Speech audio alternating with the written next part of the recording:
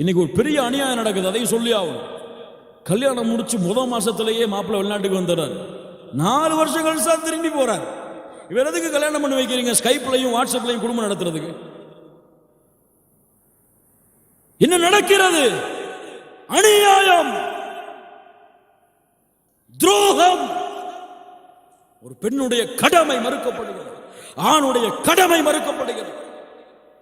பிறந்த பிள்ளைய பார்க்காம வெளிநாட்டில் உட்கார்ந்து வேலை செஞ்சுட்டு உட்கார்ந்து இருக்கிறாங்க. என்ன தேவை? வீட்டில் உட்கார்ந்து ஒரு பொட்டி கடை வச்சு பிழைச்சிட்டு போலாம், துணியை வச்சு பிழைச்சிட்டு போகலாம், மனைவி மக்களோட குழந்தைகளோட வாழ்ந்து.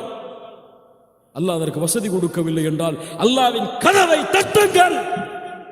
கேட்கிறது என்ன குறைஞ்சு போச்சு? அல்லாட்ட வசதியை கொடியா, அல்லாஹ் மனைவி மக்களோட வாழணும்.